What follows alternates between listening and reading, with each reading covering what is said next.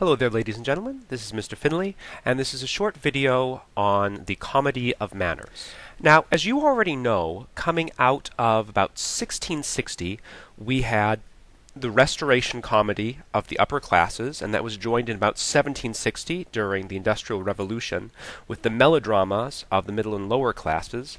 And those were the two dominant forms, especially in English theater, for a very long time, right up until about the year 1900, so about 250 years.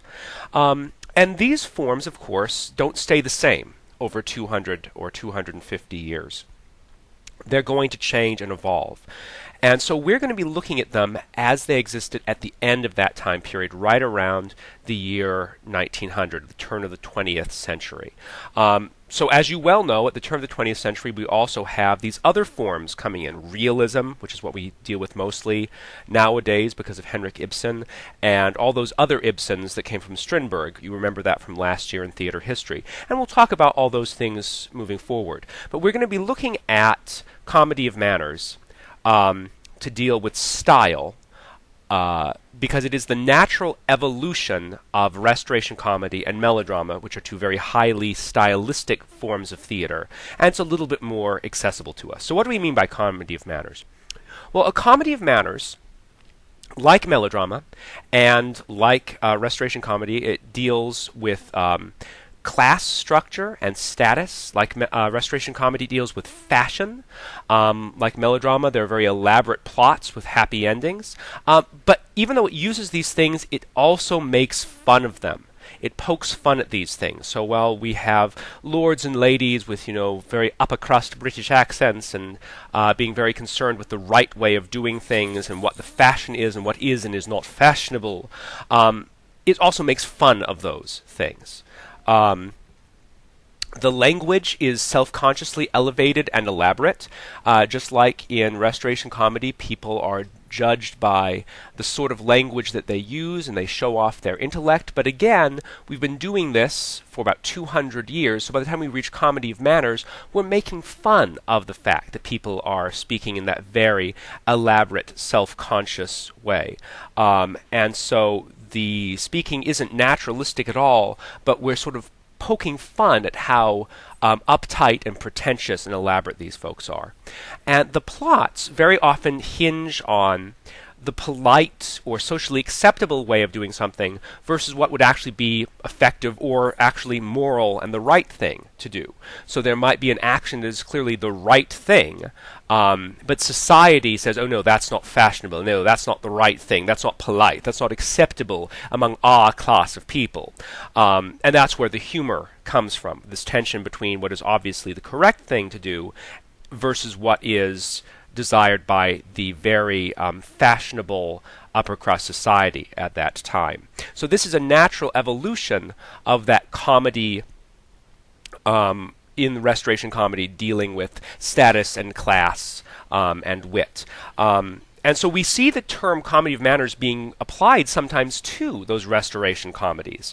We even see the term comedy of manners sometimes applied to much older comedies from the Roman period. But the best examples of comedy of manners are the ones that come as a evolution of that Restoration comedy style around the turn of the century. And those are the plays, first of Oscar Wilde, he's the most famous of them, as well as the plays of Noel Coward and the writing of P.G. Wodehouse, very, very British writers. Something that you might be familiar with, the show Downton Abbey on PBS. It's become more of a melodrama in the later seasons, but in the first season, it was very much a melodrama and a comedy of manners, dealing with the way these upper class people interacted and how the requirements of that class were funny, basically, in some cases.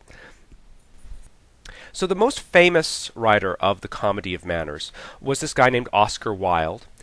He was born in 1854, died in 1900, and most of his Great writing was there at the end of his life in the 1890s.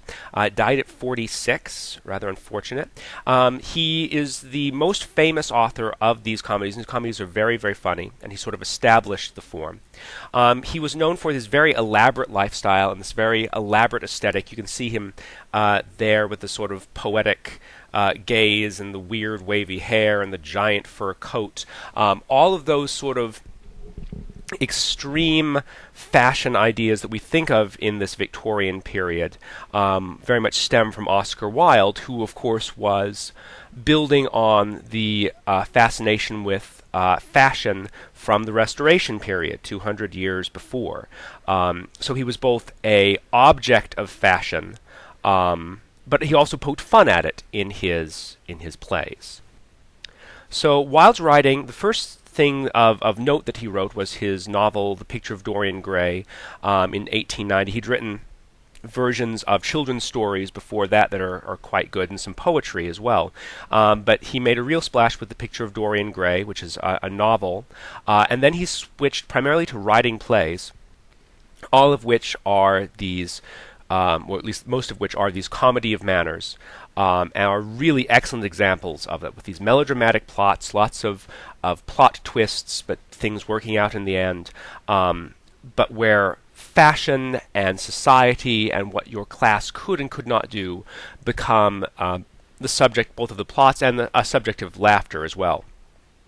Starting with Lady Windermere's Fan and A Woman of No Importance in the early 1890s, and then really developing into the hysterical comedy of manners with An Ideal Husband, and his most famous play, The Importance of Being Earnest, which we are going to be doing scenes from as well. So keep in mind that a comedy of manners can be set in any period. There are modern comedy of manners that deal with what is polite or not polite in society, and many of them are set in New York or London or other very fashionable society places. There's some set in Los Angeles, for example. So the comedy of manners hasn't gone away. Wherever you've got a comedy that deals with status and fashion, that's a comedy of manners. But the most extreme examples are from this period, the Victorian period, when fashion and class was so important. And so those are the ones that we're going to be playing around with in class.